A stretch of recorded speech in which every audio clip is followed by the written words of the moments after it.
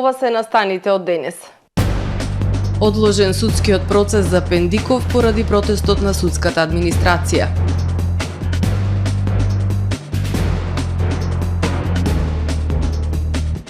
Струшкиот суд останува без судија кривичар.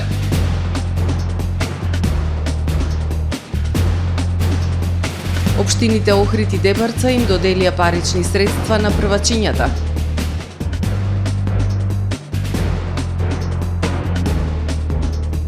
Реактивната мисија на УНЕСКО повторно доаѓа за неколку месеци.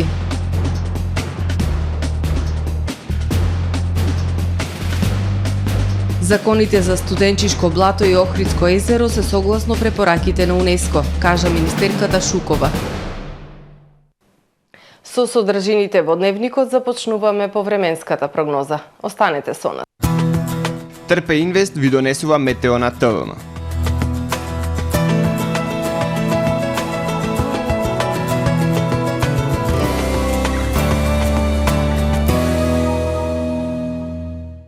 Во Охрид денес претежно сончево со локална облачност и топло време со измерени максимални 26 степени Целзиусови. Попладни услови за слаби и локални врнежи од дожд, во текот на ноќта ведро со локална облачност и топло. Утре во северна, западна и централна Европа, на северо-Апенинскиот и Балканскиот полуостров умерено облачно и нестабилно време со дожд и посвежо со продор на постудена воздушна маса и пат на температурите.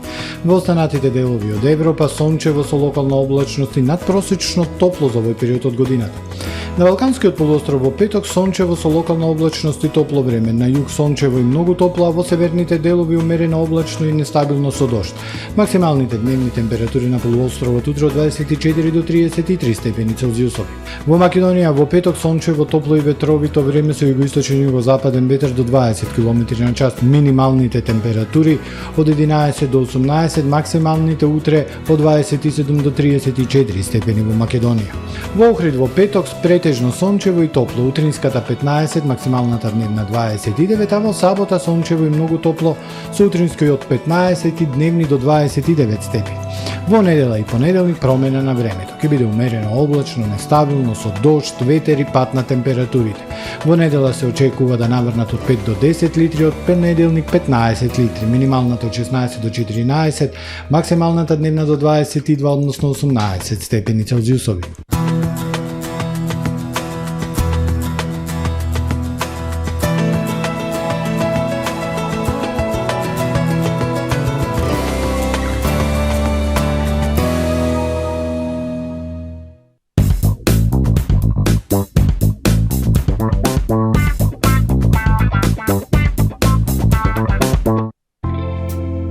Клубската куќа при Голф клуб Охрид и овој викенд ве поканува на дружење во Голф Драйв ренџот во Охрид. Заедно да ги разбиеме табуата за овој спорт и да го доближиме до сите заинтересирани и љубопитни. Деца, тинејџери, возрастни. Во тек се уписите за голф школата која ќе започне со работа во најскоро време. Доколку сте желни за убава дружба, насмејани лица и релаксирано поминато време, бидете во петок од 16 часот, сабота и недела од 9 часот во голф клубот лоциран во поранешната касарна. Со Бизон Полимакс секоја идеја станува реалност. Лепи, зацврстува, запечатува. Со Бизон Полимакс секоја идеја станува реалност. Бизон Полимакс. Бизон, екстремно мокни лепила. Професионален сервис за хемиско чистење на облека Хембој, веќе 50 години со вас. Единствени во регионот работиме со dry cleaning или суво чистење. Не дозволувајте импровизации со вашата деликатна облека. Хембој работи по сите европски сертификати и стандарди со најсовремени машини и методи за dry cleaning, односно суво чистење, она што го бара производителот на вашата облека за правилно одржување на истата. Вршиме услуги за водено перење на кебиња, постелнини и органи, наддушеци и прекривки. Традиција и квалитет веќе 50 години. Хемиско чистење Хембој. Тамара е 25 години охридски водечки лидер и препознатлив бренд. Обуките од менаџерскиот тим се доказ за максимална посветеност кон вработените. Тамаро Холдингот се грижи за организацијата и на време пренесените информации кои отсликуваат тимската работа. Секој успех на вработениот е успех и на компанијата. Маркетите располагаат со производи со висок квалитет од секакви брендови по одлични цени. Вкусните печива од Анабела пекарата се веќе омилен појадок на многу потрошувачи во Охрид. Анабела кујната услужува голем број на потрошувачи и компании.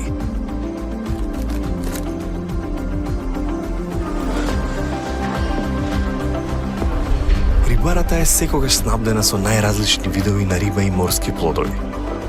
А месарниците располагаат со свежо месо и месни производи во секое време. Уживајте во својот охридски домаќин. Тамаро, повеќе од маркет.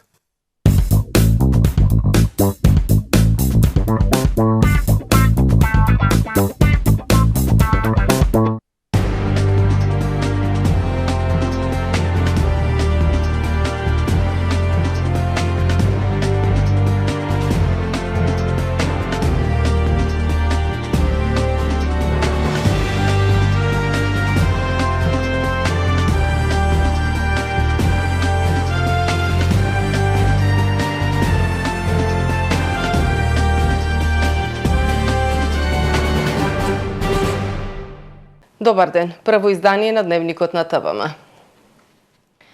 Судската администрација од Охрид продолжува со протестот. Бараат зголемување на платата за 78% од минималната и додатоците на плата за 35% од судскиот буџет. Протестот беше причина и за одлагање на судски процеси кои предизвикаа и меѓународен интерес како денешниот за Кристијан Пендиков. Протестите на судската администрација кои траат низ земјава предизвикаа одлагање на судски рочишта. Таков случај беше и денешното одлагање на судскиот процес за Кристијан Пендиков, кој предизвика и меѓународен интерес. Од администрацијата не отстапуваат, ке се протестира од 9 до 11 часот. Ние си го спроведуваме нашето барање. Нашиот протест трае од 9 сатот до 11. Ние го спроведуваме тоа. Меѓу барањата на синдикатот се изголемување на платата за 78% од минималната и додатоците на плата за 35% од судскиот буџет. На протестот беа побарани правата за достоинствена плата поради, како што беше кажано, високиот степен на одговорност што го имаат службениците во судовите.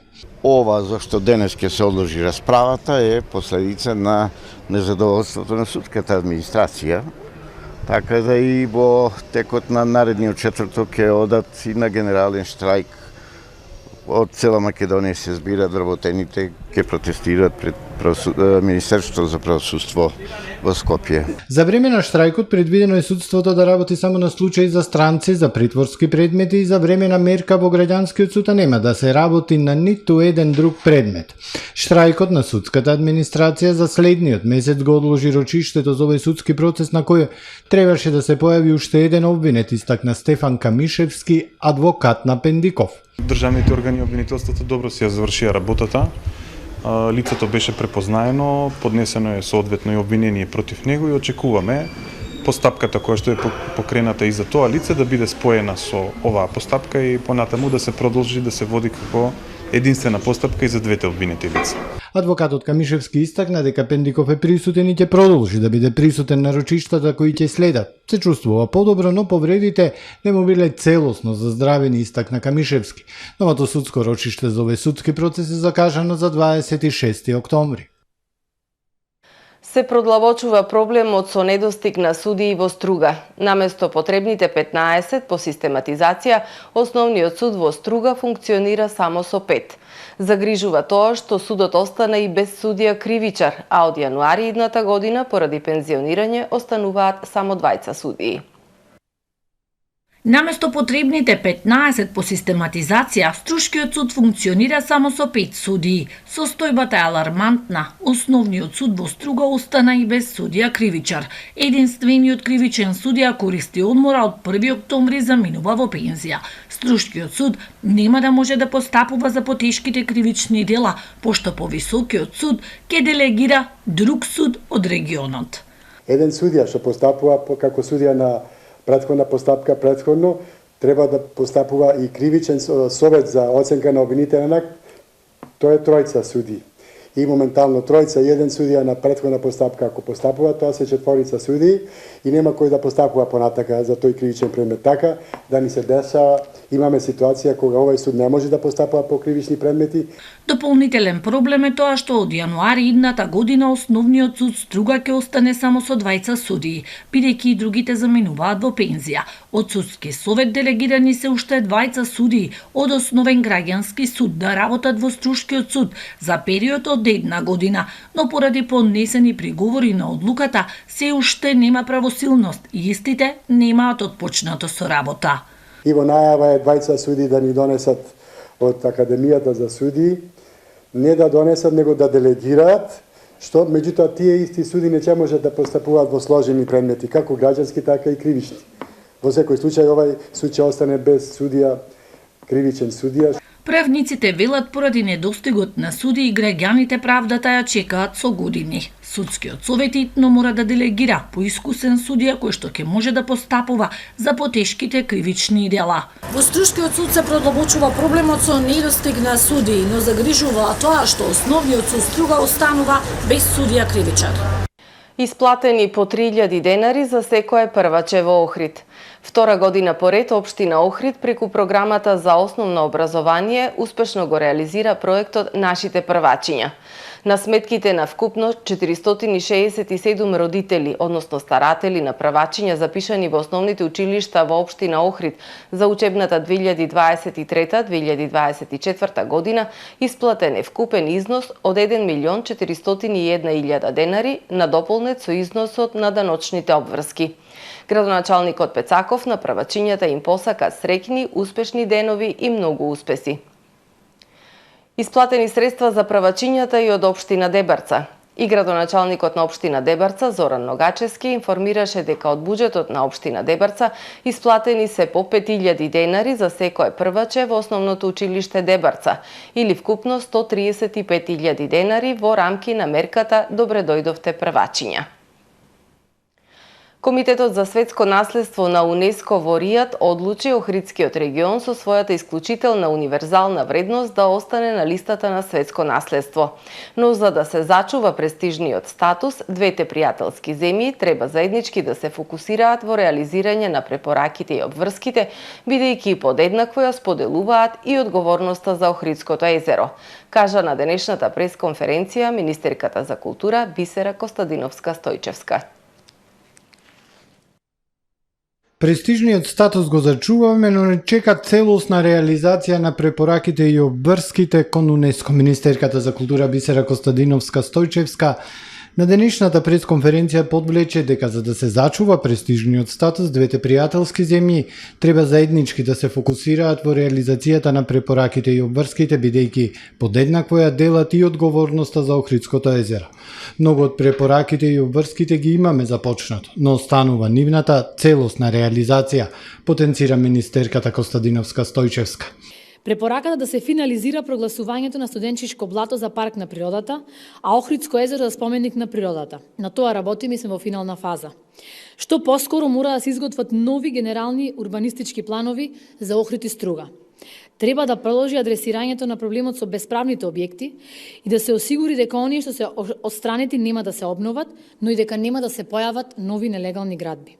Министерката за култура Бисера Костадиновска-Стојчевска нагласи дека експертските тимови на Северна Македонија и Албанија го изготвија стратегискиот план за рехабилитација на природното и културното наследство на Охридскиот регион со акцијски план, што е значаен чекор во детектирањето и справувањето со факторите кои имаат негативно влијание врз вредностите на регионот, што е позитивно оценето и од страна на Комитетот за светско наследство и нотирано и во одлуката од сесијата на Комитетот во Ријад. Реактивната мониторинг мисија на Центарот за светско наследство на УНЕСКО и на Советот давните тела во почетокот на следната година повторно ќе дојдат за да ја оценат имплементацијата на препораките и на мерките за рехабилитација на регионот. Експертските тимови ќе продолжат интензивно и координирано да работат и да действуваат во детектирање и справување со факторите кои имаат негативно влијание врз природните особености и вредности на Охридскиот регион. Министерката се заблагодари на сите оние вклучени во зачувување на статусот на Охридскиот регион како на централно, така и на локално ниво за професионалната и искрена соработка во изминатата година и половина. Благодарение на таа соработка, Охридскиот регион не беше тема на дискусија на сесијата на Комитетот за светско наследство на УНЕСКО во Ријад, посочи министерката. Министерката за животна средина и просторно планирање Каја Шукова денес од Blue Economy самитот во Скопје, одговарајќи на новинарски прашања во однос на Охридскиот регион, кажа дека во моментов се носат два закони кои се во согласност со препораките на УНЕСКО. Едниот е за студенчишко блато, кој е веќе во собрание, а вториот е законот за Охридското езеро, кој е во јавна расправа. Министерката за животна средина и просторно планирање Каја Шукова денес од Blue Economy самитот на новинарско прашање дали Министерството планира да им ги одземе ингеренциите на градоначалниците во врска со стојбата со Охридскиот регион, кажа дека во моментов се носат два закони кои се во согласност со препораките на УНЕСКО. Едниот е за студенчишко блато, кој е веќе во собрание, а вториот е законот за Охридското езеро, кој е во јавна расправа, кој што ќе ги дорегулира работите кои се утврдени како недостатоци во изминатите години. Шукова се надева дека многу брзо, не подоцна од месец дена, ќе влезе и тој во собрание и таа ќе побара консензус од сите политички партии кои што се застапени во собранието, овие два закони брзо да се донесат. Министерката посочи дека она што е многу битно е да почне нивната имплементација. Тука мораме да работиме сите. Не може само владата во рамките на своите надлежности да помогне да се реализираат сите мерки и активности. Голем дел се на локалната самоуправа. Одзимањето на ингеренции како правен лек е нешто што најмалку го посакуваме. Меѓутоа, ако кочи процеси, и тоа го правиме. Ама јас стварно не го посакувам тоа, мислам дека никој не го посакува. Шукова кажа дека во рамки на програмите на Министерството постојано се финансираат проекти и дека општина Охрид е една од општините која оваа година доби дел од поголемите проекти во рамки на програмата за инвестирање од Министерството. Таа потенцираше дека има добра соработка со сите градоначалници. Со градоначалникот на Охрид неколку пати сме разговарале, беше и во мојот кабинет, утврдивме кои му се приоритетите. Еден од проектите кој што е битен за УНЕСКО во моментот го финансира Министерството со државни средства. Во рамките на заемот од Европска инвестициона банка, градоначалникот како приоритетен го става проектот за Трпеца, кој што еден од проектите кои што мора да се реализира. Сега ја прегледуваме тендерската документација, техничката документација, се извинувам, да видиме дали е соодветна, за да пристапиме кон финансирање тој проект. Министерката кажа дека финансираат и во Струга, но дека проблемот со дивоградбите треба да го решат градоначалниците, односно локалните самоуправи. Во продолжение да ги погледнеме и вестите од светот. Еден од најверните сојузници на Украина, Полска, објави дека повеќе нема да испорачува оружје на таа земја бидејќи ескалира дипломатскиот спор околу житото. Премиерот на нацијата рече дека наместо тоа ќе се фокусира на вооружување со помодерно оружје. До овој потек доаѓа откако се зголемија тензиите меѓу двете нации. Во вторникот Полска го повика украинскиот амбасадор поради коментарите на председателот на Украина Зеленски во Обединетите нации. Тој рече дека некои нации глумат солидарност со Украина, што пак Варшава го осуди како неоправдано во однос на Полска која ја поддржува Украина од првите денови на војната. Полскиот премиер Матеуш Моравиецки ја објави одлуката дека повеќе нема да се испорачува оружје на Украина во телевизиско обраќање во средата, денот како тензиите меѓу двете земји ескалираа поради увозот на жито. Спорот за житото започна откако руската инвазија на Украина целосно ги затвори главните бродски линии на Црното море и ја принуди Украина да најде алтернативни копнени патишта.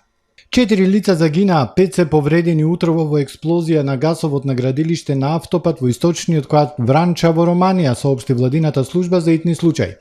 Според информациите, пожарот е изгаснат, повредените се пренесени во болници, загинатите и повредените во пожарот вршеле градежни работи на градилиштето на автопатот. Причините за експлозијата се истражуваат. Десетици луѓе беа повредени минатиот месец во експлозија на пумпа за течно масло во романскиот град Креведија во близина на главниот град Букурешт. Американскиот председател Џо Бајден залутал на сцената на Обединетите нации без да се ракува со бразилскиот председател Лула да Силва, откако двајцата председатели зборувале. Лула бил видно иритиран по разговорот со председателот на САД за напорите за подобрување на правата на работниците во двете земји, пренесуваат медиумите.